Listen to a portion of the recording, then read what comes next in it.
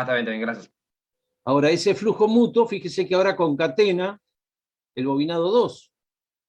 ¿Y qué va a hacer? El mismo efecto que en el 1, va a generar una fuerza electromotriz E sub 2, ¿no es cierto? En el bobinado, quiere decir que en vacío nuestra máquina, ¿no es cierto?, va a tener potencial de tensión en el bobinado 2 factible de poner una carga. Entonces, nuestra máquina básicamente trabaja de esa manera. Aplica una tensión, circula una corriente, se crea un flujo, ese flujo me produce una caída en la inductancia, vamos a llamarlo así, ¿no es cierto? Y ese flujo induce una fuerza electromotriz en el lado secundario. ¿Bien? Profe, una pregunta. Sí. Nada, ahí dice E sub 1 y tenés graficado E sub 2. No entiendo si hay una relación entre esas dos fuerzas. No. El flujo es compartido por los dos bobinados. Ese flujo me induce una fuerza electromotriz que se opone a la causa que la genera, que es B sub 1, ¿no es cierto? Entonces B sub 1 va a tener en oposición E sub 1. ¿Bien? Y después tenemos ese flujo me produce en el bobinado 2 una fuerza electromotriz E sub 2. Esa es la ley de Lenz. Es decir, al aplicar la tensión a ver un flujo, ¿no es cierto? Tenemos N por la derivada del flujo respecto del tiempo. Es una fuerza electromotriz. Bien. Eso es lo que ocurre en una bobina que está atravesada por una corriente magnética senoidal, ¿sí? Variable. ¿Hasta ahí va bien? Pero Bien. si ustedes ven la primera fórmula de las tensiones, si yo paso la fuerza electromotriz E sub 1 al término primario, fíjense que se está oponiendo, ¿no es cierto? Sí. La tensión tiene que compensar, porque acá no hay magia.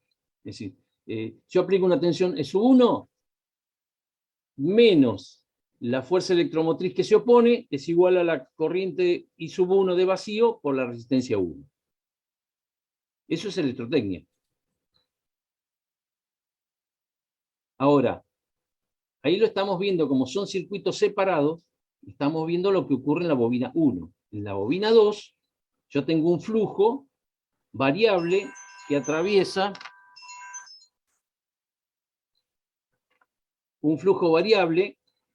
una bobina estática. Como es variable, si yo aplico la ley de Lenz, me va a inducir una fuerza electromotriz en la bobina 2 que va a ser fuerza electromotriz 2.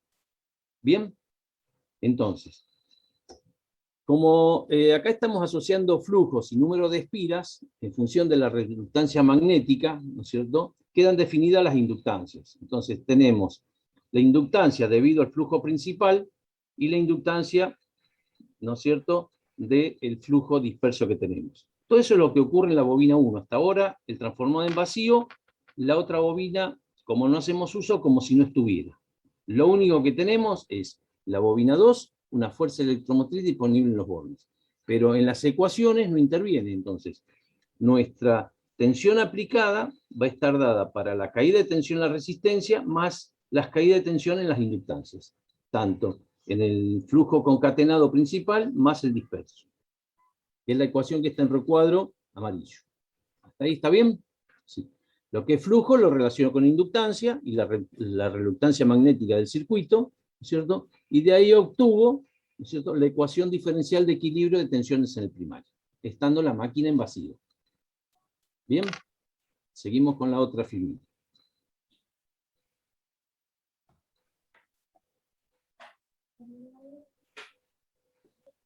Bueno, acá está relacionando entonces ahora la inductancia como relacionada con la pulsación y la frecuencia, ¿no es cierto? Sí, como dijimos que es tensiones alternas, ¿no es cierto? Interviene una frecuencia, la pulsación dijimos que es 2πf, la inductancia está relacionada con la reactancia, y ahí ya llegamos a las ecuaciones de electrotecnia.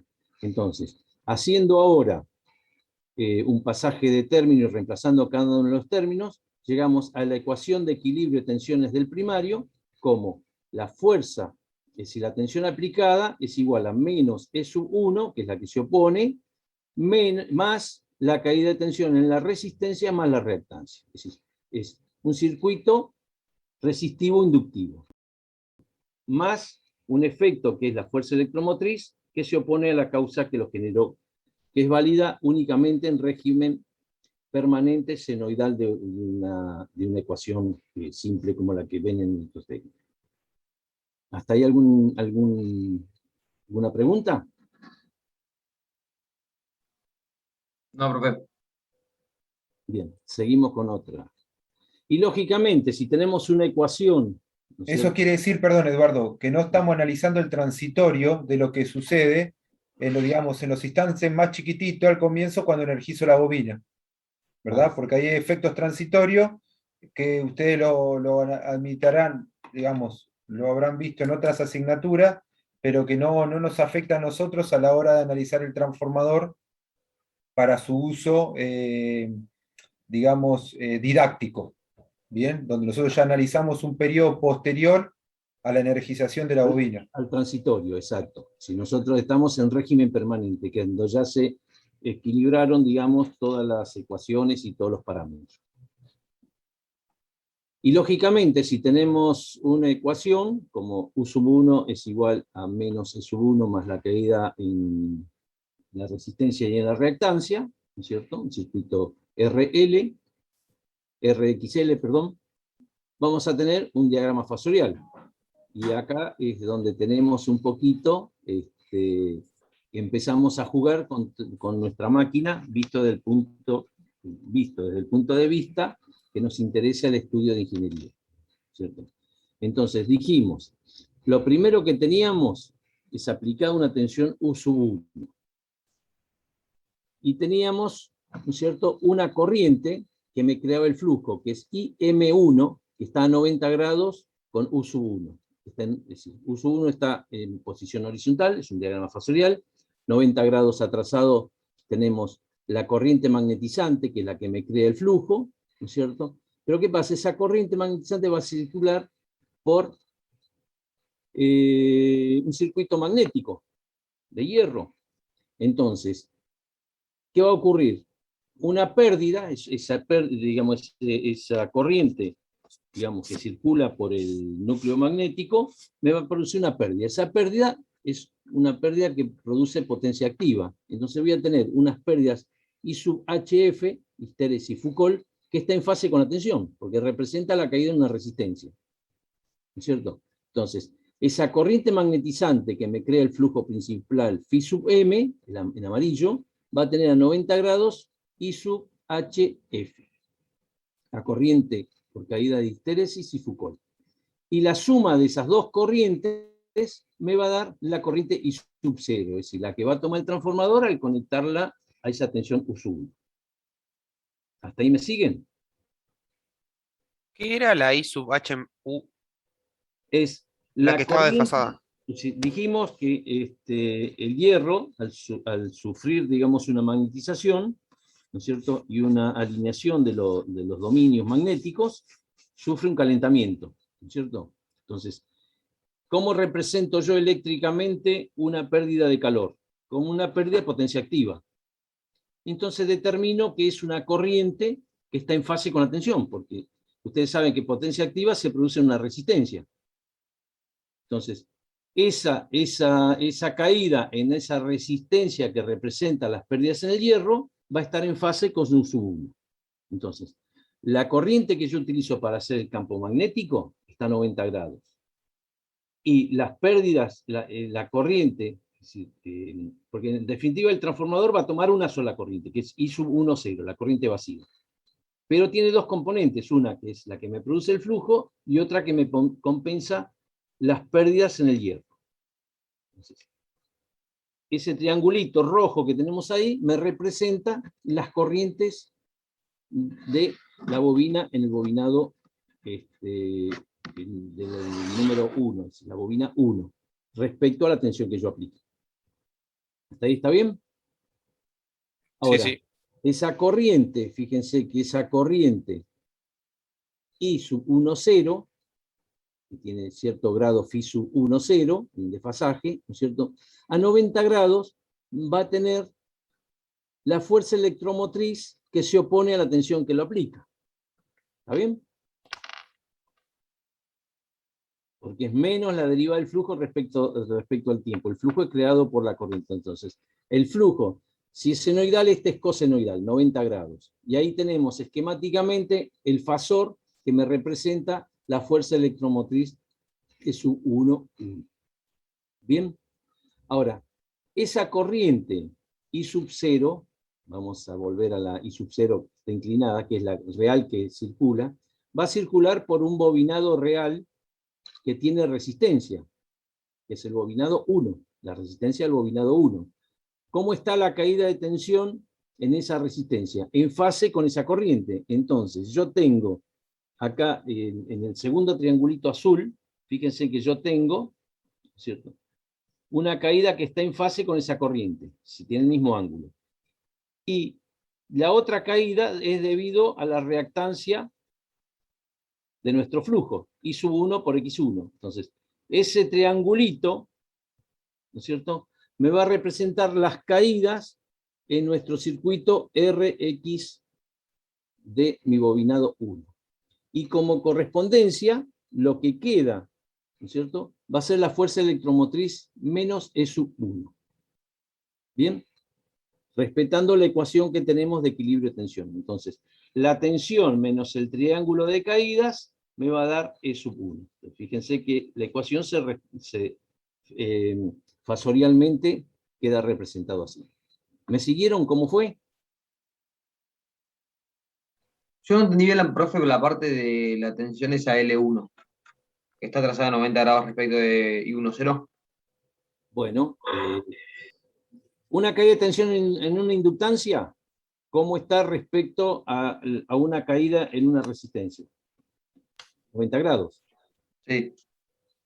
¿No es cierto? Es decir, si ustedes tienen un circuito resistivo-inductivo, tienen una caída en la resistencia, fíjense en la ecuación de abajo. La I1 por R1 está en fase con U sub 1. ¿No es cierto? Fasorialmente, está I1, R1 están en fase. Y la I1 dijimos que tenía un ángulo. ¿Está bien? Entonces, en fase con esa corriente tenemos R1. Perfecto, ahí está el lapicito chiquito. ¿Y la caída en la reactancia cómo es? 90 grados respecto a ese ángulo, a ese fasor. Y ahí se me forma el triángulo de caída.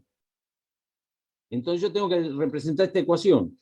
Cuando yo aplico una tensión, tiene que ser para compensar esas caídas más la fuerza electromotriz. Entonces, las caídas de tensión, ¿no es cierto?, representando la ecuación inferior, tiene que estar en esta parte horizontal, que es ese triángulo, menos la fuerza electromotriz. ¿Se entendió ahora? Sí, profe, pero yo igual me refería a la otra, la tensión a la que es EL1, que está trazada a 90 grados respecto de I10. A esa. Bueno, vamos a lo que es. Es decir, magnéticamente, ¿qué tenemos? Tenemos I sub 0, 1, ¿no es cierto? I sub 0, 1. Esa I sub 0, 1 es consecuencia de la corriente de magnetización que está vertical, que es la que me queda el flujo principal, ¿no es cierto?, más la caída que me representa, ¿no es cierto?, la potencia activa, que es la corriente que me produce la caída de potencia activa por histéresis y Foucault. Ustedes saben que las pérdidas de histéresis y Foucault, ¿no es cierto?, son generadoras de calor en el circuito magnético. Entonces, si sumo las dos corrientes me da I sub 1,0. ¿Está bien? Ahora, esa corriente, ¿qué me va a producir?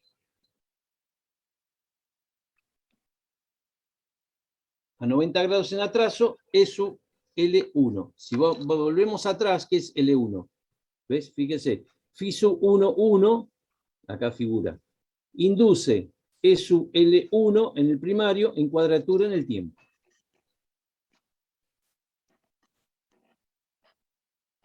Porque acá es un juego entre corrientes. Las corrientes generan flujo y el flujo fuerza electromotriz. ¿Está bien como lo digo, Julio? Estás mudo. Profe, y I10 está en fase con ese flujo L1. Exacto. Fíjese. Lo amarillo son los flujos, los rojos son las corrientes, los celestes son las tensiones y los azules son las Hola. fuerzas electromotrices. ¿Ahí me Esa escuchan? Fíjese, esa EL1 representa la fuerza electromotriz que representa la caída en la reactancia. Fíjense que está en oposición. A ver, ¿Lo ahora ven? sí. Ahora me escuchan, ¿no? Sí, ahora sí, Julio. Bien. Lo podés ver así. Fíjate que este menos E sub 1 más este E sub 1 va a ser igual a B1. ¿Está bien? Sí, ¿Podemos verlo así, Eduardo? ¿Sí? más la I1R1. Exacto. Bueno, es un circuito Bueno, resistivo inductivo bueno, con sus ¿qué desfasajes. pasa? ¿Qué pasa? Este I1R1, en realidad, Es la caída en la impedancia. es lo que te está dando este E1. Fíjate que tiene Ah, claro. tiene el mismo ángulo. Bien, bien, perfecto. Ahí entendí. ¿Está bien? En Perfecto. realidad esto representa la caída en la bobina, Que se opone que a se la tensión, opone a la tensión aplicada. B1. A la tensión B1. Exacto. En definitiva, la única fuente de energía que tenemos nosotros es U1 o B1, ¿no es cierto?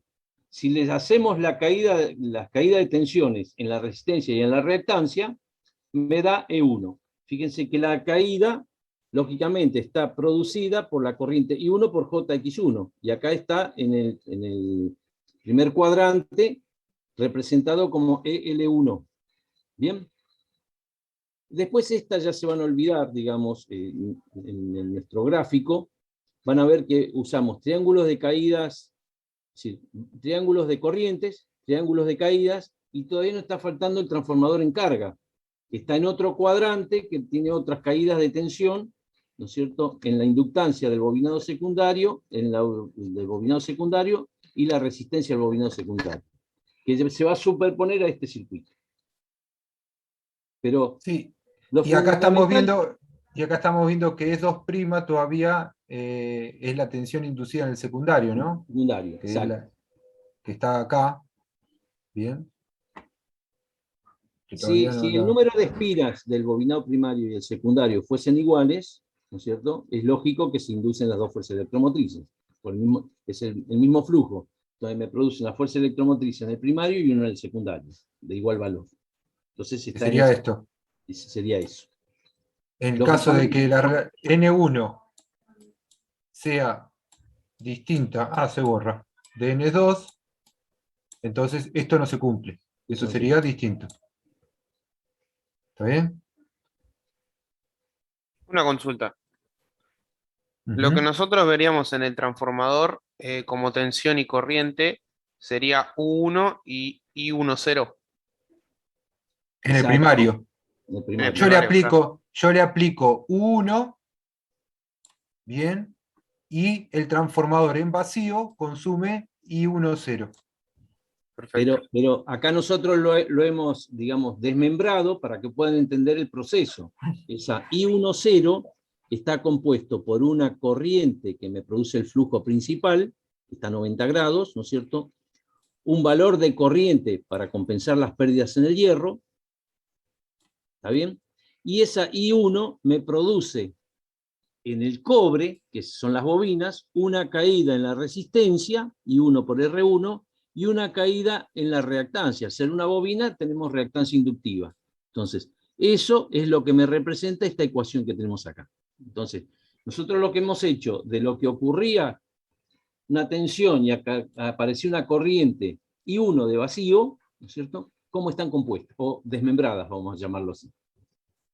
¿Se Pero entiende? es correcto lo que vos decís. Si yo pongo un voltímetro y un amperímetro y pongo una fuente en el primario de un transformador, voy a medir la tensión 1, que es la que le está ingresando al transformador, que es la tensión la cual la estoy tensionando, y voy a medir en ese amperímetro la corriente I10. Y 1,0.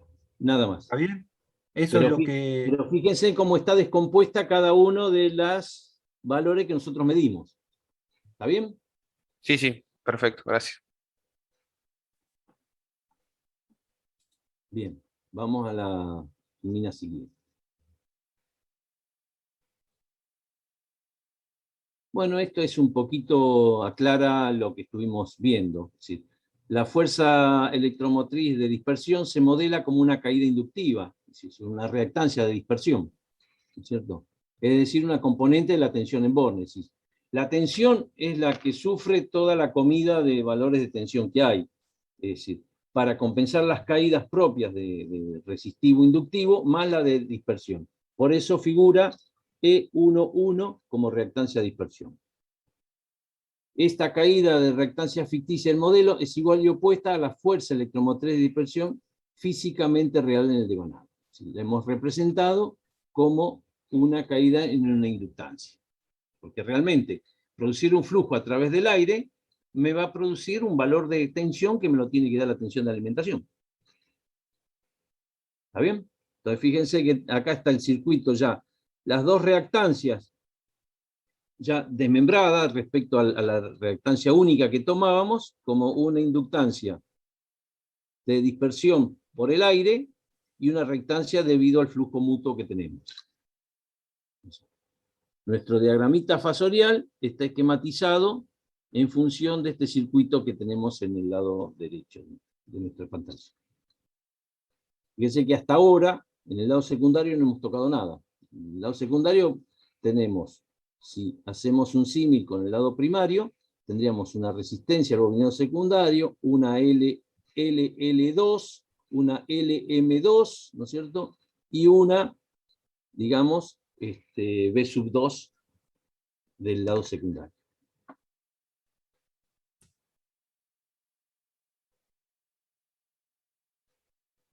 Profe, y una consulta, ¿y el L1 se conforma tanto de LL1 como LM1?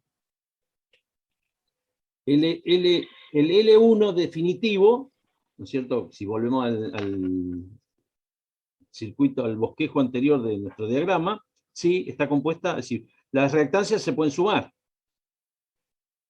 porque están en la misma composición. Bien, perfecto, gracias, profe.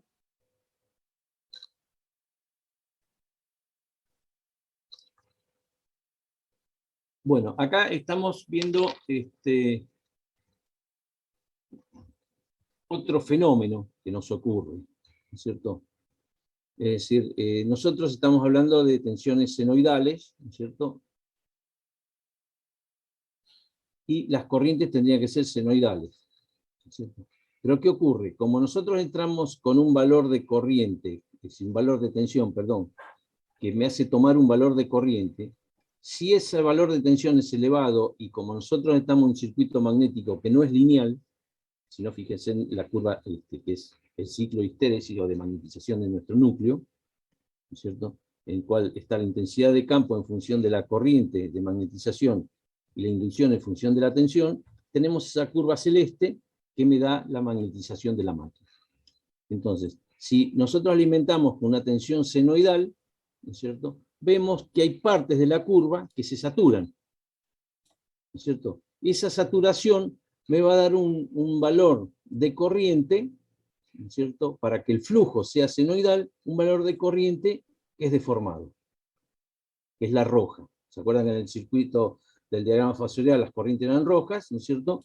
Entonces, si nosotros para cada valor de tensión obtenemos un valor de corriente, ¿no es cierto?, para obtener ese flujo senoidal, vemos que nos da como respuesta esa deformación. Esa deformación, ¿no es cierto?, nosotros vemos que la podemos representar por una serie, digamos, de armónicos.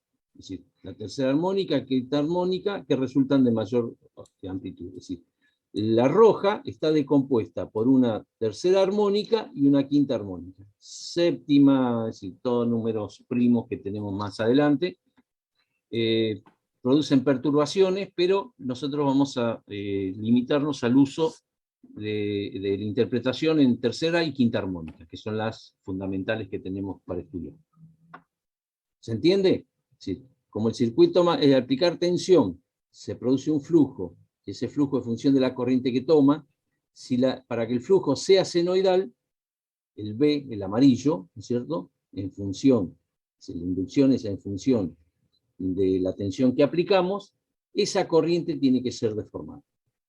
quiere decir que está compuesta por ondas de tercera y quinta armónica.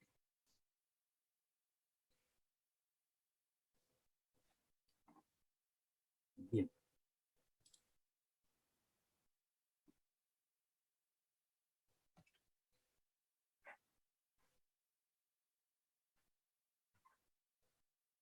Para sacar un poco la explicación de por qué.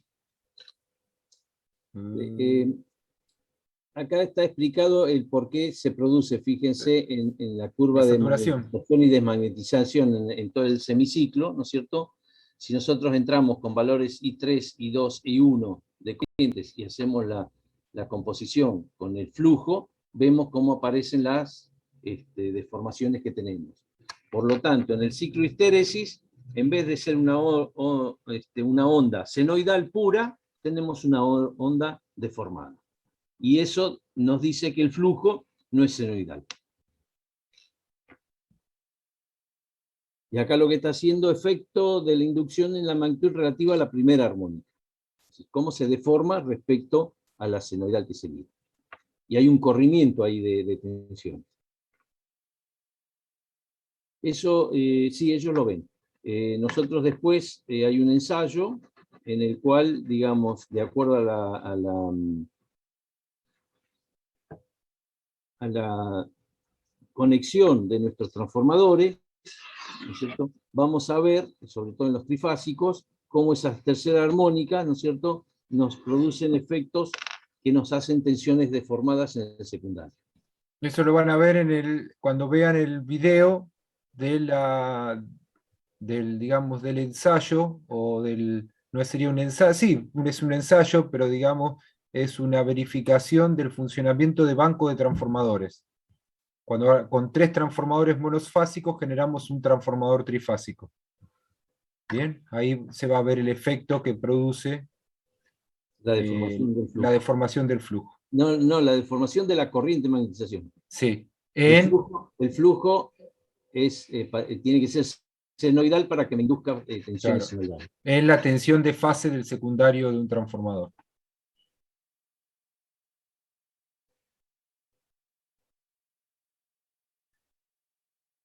Bueno, esto es para ver un poco la interferencia, digamos, si hay un ensayo, lo trae a colación, que bueno, no viene a ustedes complicarles un poco la existencia, ¿no es cierto? Porque fíjese cómo la corriente magnetizante, la cantidad de componentes que tiene, por la deformación que tiene, ¿no es cierto? Entonces, espectralmente, en osciloscopio, ¿no es cierto?, se puede ver las componentes de fundamental, tercera, quinta y sucesivamente las distintas armónicas que tenemos. Esto es qué pasaría si nosotros a nuestra corriente de vacío, bien, la ponemos medir con un analizador de espectro. ¿Qué es lo que se hace para hacer esto? ¿O cómo lo haríamos nosotros en el laboratorio? Tensionaríamos un transformador con la tensión de vacío. Bien, ¿qué hacemos? Le pondríamos le pondríamos una tensión un poquito mayor, ¿para qué? Para asegurarnos que sature el transformador, y usaríamos una pinza transductora corriente-tensión para poder transformar ese valor de corriente en un valor de tensión.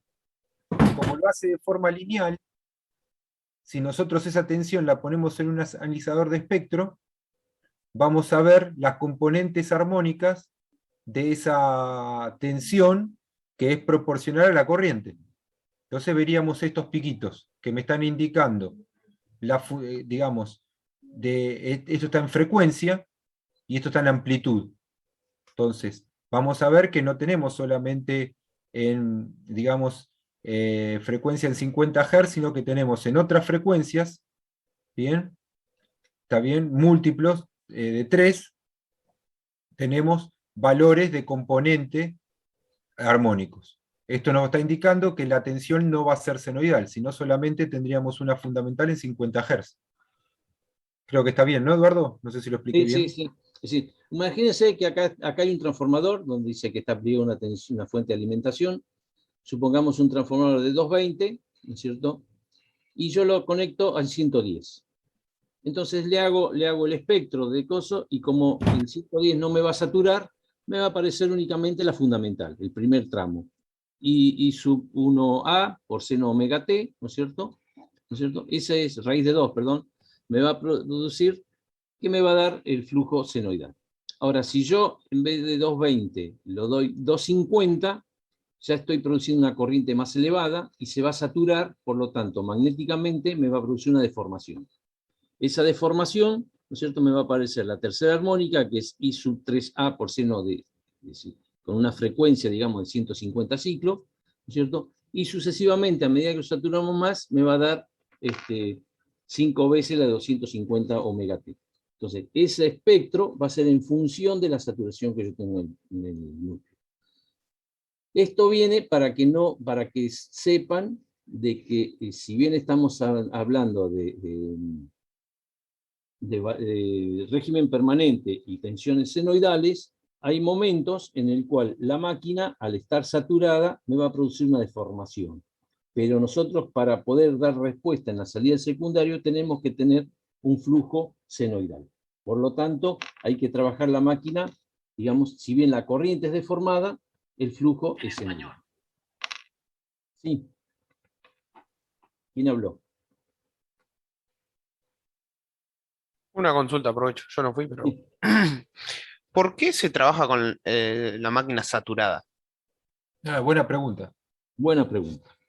¿Por qué cree que se trabaja en saturado? Para no perder flujo generado. No, si No, es saturada, digamos, estás haciendo el estás máximo trabajando aprovechamiento del al hierro. límite. Están en el límite. Si se satura, es decir, está saturada o muy saturada. Saturada, digamos, estás en el. Es decir, el hierro es un conductor de flujo, como si fuera una manguera. La cantidad de líneas de fuerza que caben en función de la sección, ¿no es cierto? Y de la resistencia magnética que tenga. Vos tratás de aprovechar el máximo hierro que tenés. ¿Cómo lo haces eso? Logrando el máximo flujo que tenés. Llegar a ese máximo significa que algo se saturó y algo va a circular por el aire. Entonces, el mayor aprovechamiento se hace con la máquina saturada. ¿Se acuerdan que nosotros el primer día de clase le dijimos que estos transformadores, ¿cómo los denominábamos? Transformadores de... Potencia. Bien. ¿Qué queremos sacarle a esos transformadores? Potencia. Bien, le queremos sacar potencia. Entonces el fabricante invierte hierro, invierte cobre. Bien. Para no ¿Para hay que qué? despreciar. Claro. Entonces quiere sacarle la máxima potencia. Por eso se estudia Bien. tanto que esté en saturación. Y lo que hacemos es, van a ver que está, si vieron el video, el video número 2, o sea que es el primer video de los ensayos, en algún momento yo creo que, ya no me acuerdo, filmé muchos el año pasado, pero me acuerdo que creo que se los comenté, que ¿qué quiere el fabricante? Trabajar sobre el límite del codo de saturación, un poquito ahí sobre cuando el transformador empieza a saturar, un poquito después de que empieza a saturar. Entonces aseguramos que todo lo que le podemos sacar a ese hierro, o sea, toda la transferencia de flujo que le podemos sacar a ese hierro, se lo estamos sacando. Si no, Perfecto. estaríamos Tiene, haciendo un volumen muy grande de hierro para no aprovecharlo. tiene que ver con la rentabilidad eso, ¿no? O sea, en realidad, según la potencia que vos querés, usás el menor hierro posible. Claro, imagínate vos un transformador, vos estás viendo esos transformadores chiquitos, pero imagínate el transformador, después le voy a mostrar una foto, yo creo que les dejé algunas fotos, no me acuerdo, el transformador de la central o el transformador que está en Colón y Jara. Jara y Colón. Esa cosa grande, bruta que ven ahí, son 2 transformadores solamente. El transformador obviamente es el doble o del triple de altura que yo. Imagínense si no aprovechamos todo el hierro. ¿Para qué tenemos semejante estructura? Entonces, ¿qué queremos hacer? Y que ese hierro transfiera el máximo flujo para poder transmitir la máxima potencia. Además el principio de funcionamiento del transformador es de un bobinado alimentado con una potencia, ¿no es cierto? Tengo que obtener la máxima potencia. ¿Y quién transfiere potencia del primario al secundario? El flujo magnético. Es el ferrocarril que transporta la energía de un lado hacia el otro. Entonces yo lo que necesito es el mayor flujo para poder transferir la mayor potencia hacia el otro lado. ¿Se entiende? Entonces, optimizo el resultado. Es lo mismo que tener un conductor para 50 amperes y le hago circular 5 amperes. tenés una sección de cobre, entonces todo está calculado para optimizar, digamos, el aprovechamiento de los materiales. Son materiales caros, si el cobre es muy caro. Entonces, tratamos de, a la densidad de corriente que necesita ese conductor, hacerle pasar la máxima corriente para no sobrecalentarlo, digamos, que tenga las pérdidas lógicas, pero no hacerle pasar menos corriente que la necesita. En el hierro ocurre lo mismo. Son los dos componentes que tenemos que cuidar y aprovecharlos. Y por último, la forma de saber que está saturado es midiendo hasta que aparezcan las armónicas. ¿No lo vieron en el video? ¿No estaba en ese video? ¿O está en el próximo? No, en el No, que vimos solo debe decía estar lo de en los la puntos curva, en la homólogos. curva de vacío. Bien, en el debe estar. próximo entonces. Sí, no En el- estaba, que va aumentando la tensión y la corriente proporcional Exacto. y ¿Qué esa- hago? Yo tensiono el transformador y mido corriente. Entonces, cuando yo aumento la tensión, un delta, y aumenta la corriente en forma proporcional, estoy en la parte lineal de ese transformador. ¿Bien? O sea que el hierro se está comportando en forma lineal. Cuando aumenta la tensión y la corriente empieza a aumentar proporcionalmente mayor que lo que aumenta la tensión, ahí estoy infiriendo que parte de ese flujo no se está cerrando por el hierro, sino que se empieza a cerrar por el aire. Como la permeabilidad magnética del aire es distinta que la del hierro, necesito mayor cantidad de energía para cerrar esas líneas de flujo. Entonces, ¿qué pasa? Empieza a aumentar más la corriente que lo que, que lo que yo aumento la tensión. Entonces, para pequeños incrementos de tensión hay grandes incrementos de corriente. Y ahí me doy cuenta que el transformador está saturado. Y esos puntos los llamamos codo de saturación. Y ya que hablamos de codo de saturación, en ningún momento hemos hablado, acá está, la curva, es donde se empieza a doblar la curva. Acá. Acá donde dobla el codo, digamos, hablando mal y pronto. Bien, entonces si yo empiezo acá, bien, incremento de tensión, incremento de corriente, incremento de tensión, incremento de corriente. Acá viene lineal. Lineal. Acá viene lineal. No estoy diciendo que aumenta en forma lineal. Ahora, miren acá. Hago un incremento de tensión y fíjense qué incremento de corriente tengo. Más grande. Me salió medio chiflado. Más grande. Entonces acá empiezo. Imagínense acá. Un pequeño incremento, tengo un gran incremento de corriente. Bueno, acá está recontra saturado. Obviamente que no voy a trabajar acá. Porque acá lo que voy a hacer es que se caliente. Voy a tener mucha corriente para generar el mismo flujo. ¿A dónde empiezo a trabajar? Y cerquita de acá, en el codo. Y bueno, ese codo es un punto característico, porque nosotros hemos estado hablando de que las bobinas las tensionamos, ¿no es cierto? La bobina primaria la tensionamos. ¿Qué valor de tensión le darían ustedes? Porque el transformador no lo conocen, no saben a qué tensión, si no tiene una característica, digamos, entonces se hace ese ensayo de vacío, aplico tensión, obtengo corriente, y cuando veo el codo de saturación, me fijo a qué tensión se está saturando. Entonces digo que la tensión nominal de trabajo de este transformador aproximadamente está en ese entorno. Entonces ya me permite caracterizar un poco el transformador, que eso también se hace en una práctica. Sí, que está descrito ahí en el video. Gracias, quedó claro.